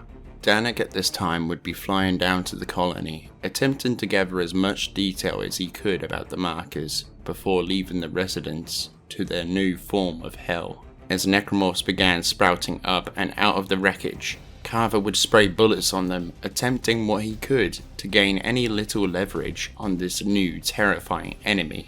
Once he was successful, he would spy on the Circle as they rummaged through the nearby facility, when Damara would contact John, alerting the Unitologists to his position. Outgunned and outmanned, John would attempt to flee, but was taken down by a stun grenade. The Circle would then interrogate him and try to gain any information that they could from him while they look into his records, but they would only gain his sense of humor as a response to several questions put towards him, until they found out who he was and who his family were. Danik would order his men to shoot them on sight, which enraged Carver to the point where he broke out of his bonds. He would assault the Unitologists until the necromorphs had arrived. Carver would leave the Unitologist soldiers to their fate and would rush to Damara. However, as he got there, he saw two twisted individuals who he would take care of, until he noticed on one of the necromorphs' hands a wedding ring, revealing the grisly truth that Danik had beaten him to it and killed his family, but left them to the recombinant lifeform that would transform them into this grotesque parody of humanity. This would nearly break Carver as he screamed out in agony that he wasn't quick enough to save them. As he pulls out his rifle on himself, a woman would contact Damara through a radio stuffed into a teddy bear. John would find her and talk to the woman, who was Ellie. He would inform her of what happened, but would also agree to meet her and to help her. Assuming that the Unitologists were listening in on their conversation, he would give a location to Ellie, telling her to meet him there to lure out the Circle. As the Unitologists took the bait, they would rush to Ellie's location, and so too would John. As they would meet, John and Ellie would get into a firefight with Danik and his Circle. Necromorphs would begin pouring into the area, attempting to add more to their twisted and disturbed ranks. Cut between a rock and a hard place, the two would fight on both sides until a ship had entered the fray and begun ripping through the hordes. It was in fact the USM Eudora that had come to the rescue, saving both Ellie and Carver. Just as he was about to get on board, Carver would promise that he would get his revenge on Danik for what he had done that day. Ellie would remark on needing someone to translate the marker symbols. With Damara dead, there would only be one person capable of such a task. However, Norton would protest heavily to that idea for obvious reasons. The research that Damara had found linked to a location known as Platomely Station that had been used to triangulate the source of the markers, which is what they decided to do. Unknown to them that the Unitologists were biding their time, watching their every move.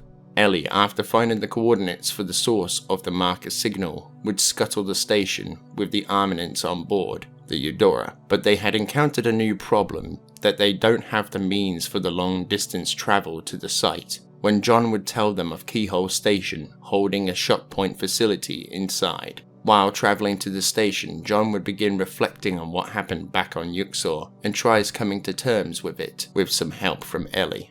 John at this time would pledge his loyalties to Ellie, giving his family's deaths meaning and to finally put them to rest. As the Eudora comes out of shock space, they locate and dock on the station to find out that they are not alone, with corruption filling the decks, blocking corridors and hallways with that pulsating organic mess. The team would attempt to sneak their way through the sludge like hallways, but it would be all for nothing when Slasher and Puciforms would ambush them, with an explosion following suit. The Unitologists had started attacking the station. Robert ordered for the Eudora to launch countermeasures and to defend the station when another explosion closer to them would rip the team apart, sucking John out into the cold grasp of space and separating Ellie from Robert. Norton and his team would be under attack from a large and enraged necromorph. As Ellie would attempt to find a way to Robert, she would come across two individuals that had somehow managed to survive the necromorphs. Technician Jennifer Santos and marker operative Austin Buckle. The two agrees to help Ellie in her fight. As John claws his way back into the station, the team finish mopping up the remaining necromorphs. Danek would berate his men, telling them that he didn't want to destroy the station, he just wanted the Eudora to be destroyed. Enraged by the incompetence of his men, he shoots one as an example to the rest of them. Ellie would soon contact Norton and tell him that she is taking a shock point beacon and a sublight flyer to the location. She would then use the shock ring to shock out to the location, as Carver and Norton race against time to make it back to the Eudora before the station completely falls apart around them. Once back on board the Eudora, Robert would destroy the shock ring before the circle could follow Ellie, and they shock out of the sector. Carver would remark on what Ellie had said about the symbols. Damara is dead, so who could they count on now? When Norton would say that there is one person, Isaac Clarke. Through the following months, the Circle would continue harassing marker research sites, creating more and more necromorph outbreaks. EarthGov would respond to these, which would spread their forces so thin that the Unitologists could go in for the kill, making Robert Norton's force the last battalion of the Earth government. And so the pieces are put into place. The die has been cast. The end is coming. The end is hungry, and it is near. Evolution is an imperfect and often violent process. Morality loses its meaning. The question of good and evil reduced to a simple choice: survive or perish.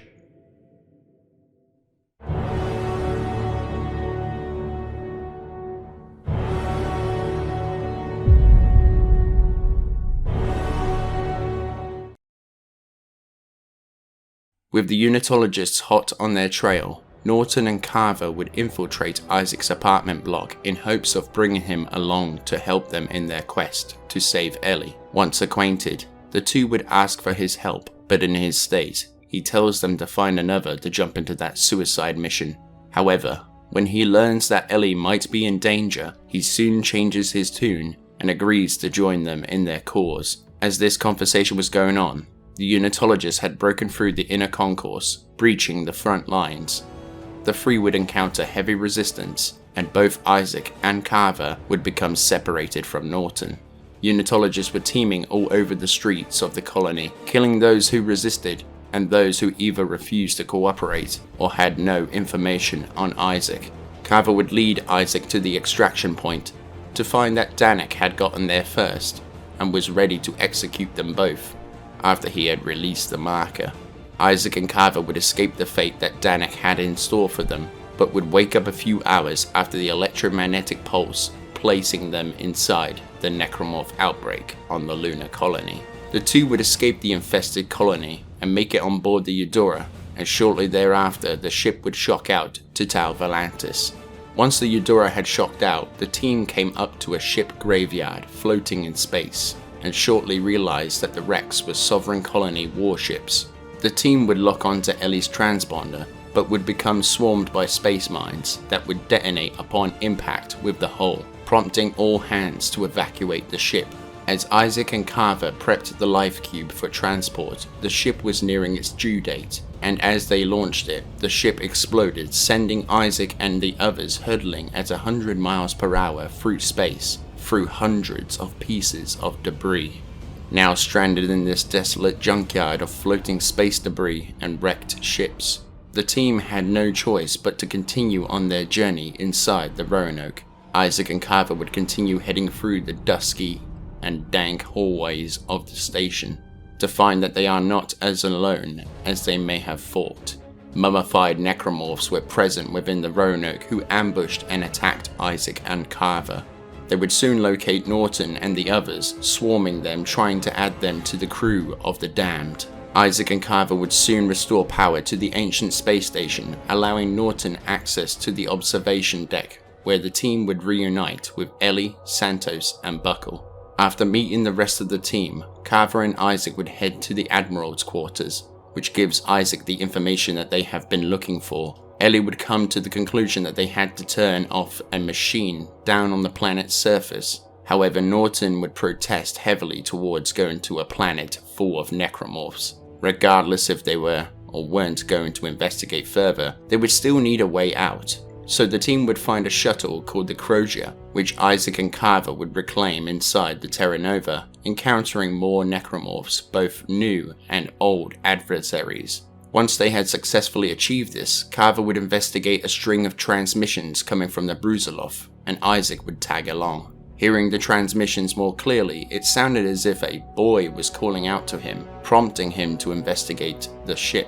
As they did, they would be under constant assault from necromorphs until reaching a door, and upon opening it, they would find a dormant marker, or what appears to be one. Carver would hallucinate a toy soldier standing before him, and as he picked it up, a voice would whisper, "Why did you do it?" before being under attack once again. The two would return to the Roanoke, but not before Isaac asks Carver of what the marker showed him, with Carver shrugging off any cause for concerns, as the mission is all that matters and nothing else. The team would take the Crozier down to the frozen tundra iceball of the planet shortly after, and they would begin getting picked off one by one, first with Locke, then with Rosen, before the ship would be ripped in two and crash landing, with both halves being separated by a good few miles. Isaac and Carver would eventually wake up, returning to the grim reality that they are now trapped on an Arctic wasteland in freezing temperatures. And as if that wasn't bad enough, their suits had begun to malfunction due to the crash, causing their body temperatures to drop. They would need to find replacements or a proper shelter from the blizzard soon, or face a new enemy, hypothermia. Ellie's team would leave out directions with flares to lead Isaac and Carver in the direction they were headed to.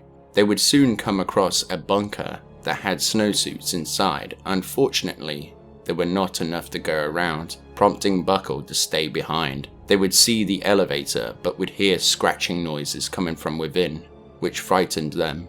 So they said their goodbyes to Buckle and moved on without him. Buckle would hold himself together, trying to create warmth for himself any way that he could, but he would be violently shaking in a matter of minutes, succumbing to the effects of hypothermia.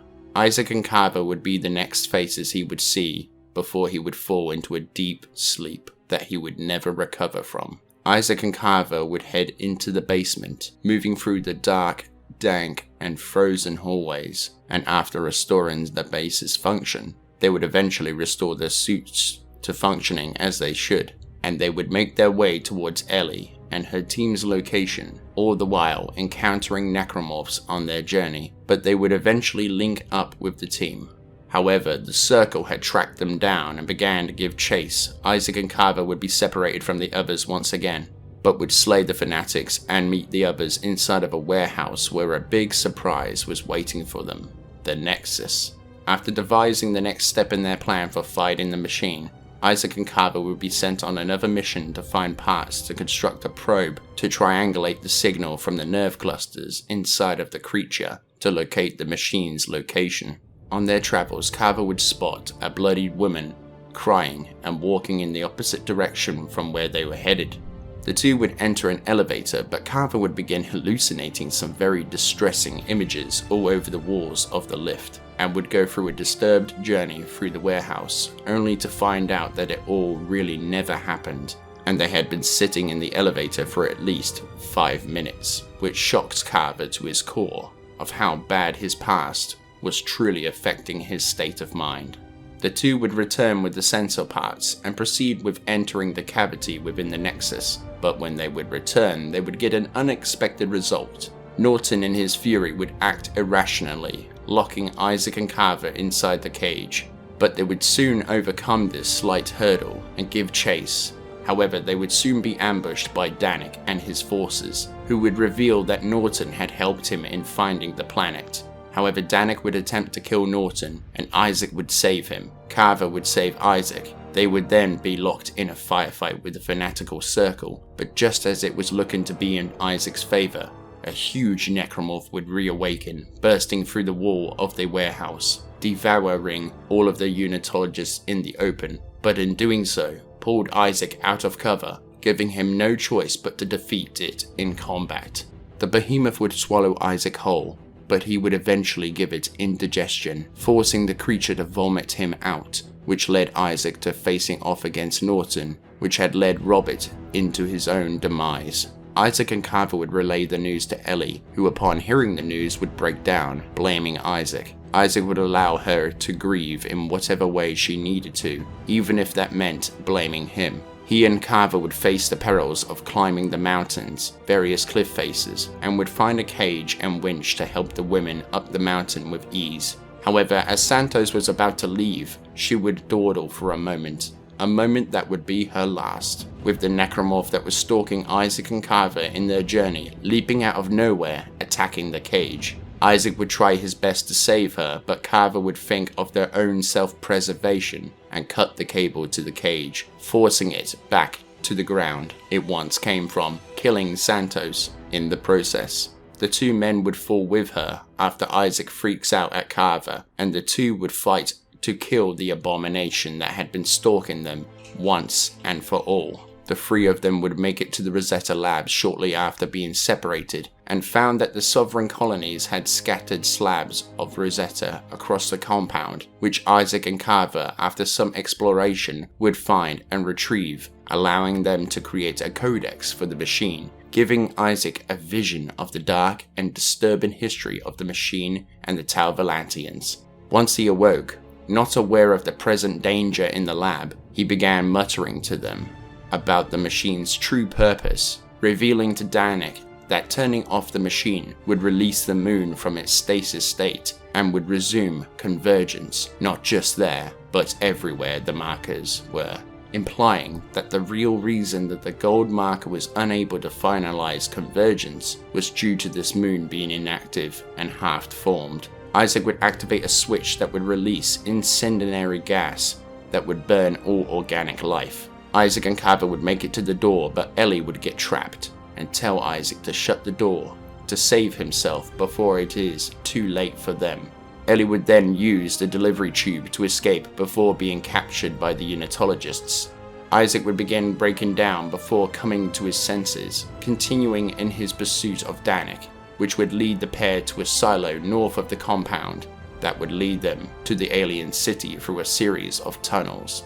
Isaac and Carver would eventually find and confront Danik, separating him from the Codex, which they would use to configure the machine, coming to the discovery that the city was in fact the machine. The pair would travel up to the spire of the machine, where Danik would be holding Ellie hostage for leverage against the two. Carver would see that Isaac had a second chance, a chance he never got for his family. Carver would throw the Codex to Danik, releasing Ellie from his clutches, but in doing so, Convergence had resumed, releasing the moon from its stasis prison, and so the ending curtain was drawing near. Isaac would tell Ellie to escape while she could, and she would take his advice, and Isaac and Carver would fight against the moon, using the markers and the alien technology against it, and after a long battle that would test every fiber of their being, they would eventually succeed and defeat the moon for a short time, before using the machine to destroy it, pulling it down to the surface of the planet. As Isaac and Carver fell back to the planet, Isaac would look at a picture of Ellie before losing his grip and watching it fly away, as he, Carver, and the moon soon faded into the snow.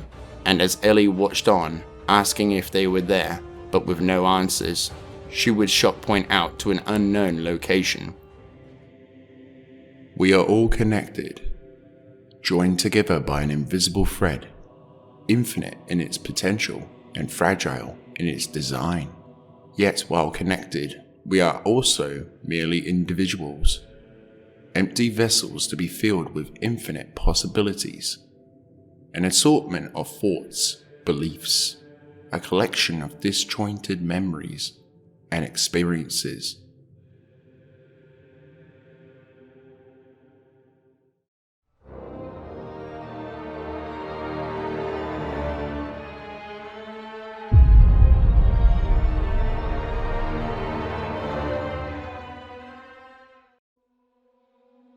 Isaac and Carver would soon awaken inside of an icy cave, hallucinating that they were inside their own apartments.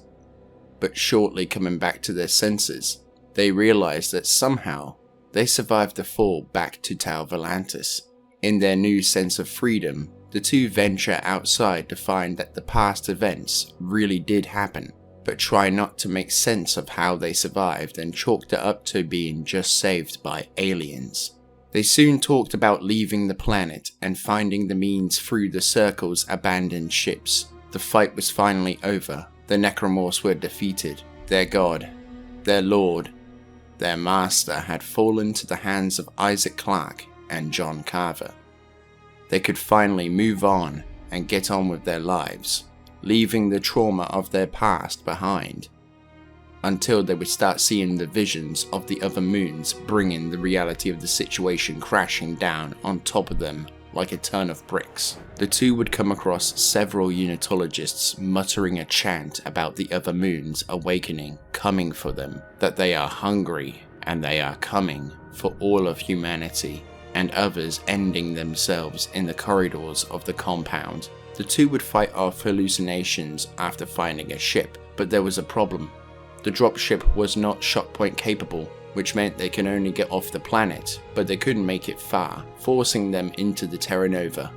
Once they walk inside the familiar airlock, they would find that the necromorphs have been replaced with bodies strung up like ornaments, decorating the corridors like a spider's web, funneling its prey towards a certain area. The atmosphere of the ship would be filled with the screams of someone being dragged away against their will. And upon further inspection, it would seem that the individual would have been forcefully converted to the necrologists, a human parody of necromorphs.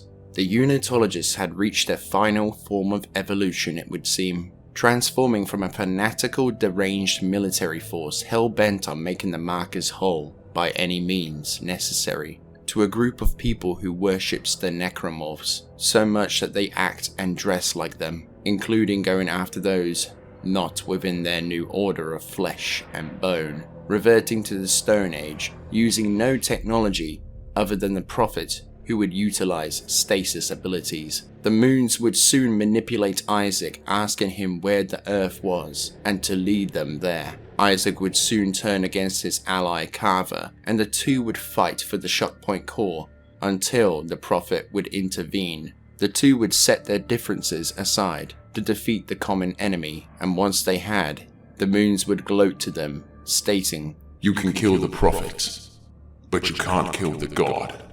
Your chance to warm the earth has come and gone. We are coming. We are hungry. We are here."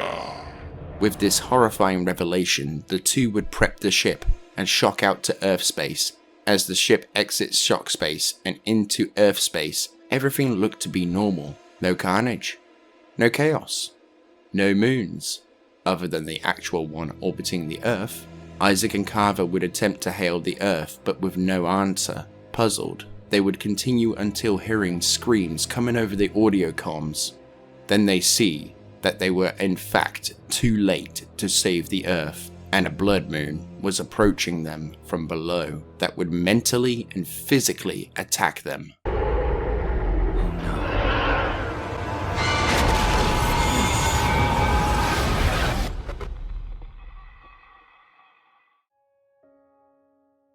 The whereabouts of Lexine Weller and Ellie Langford are currently unknown.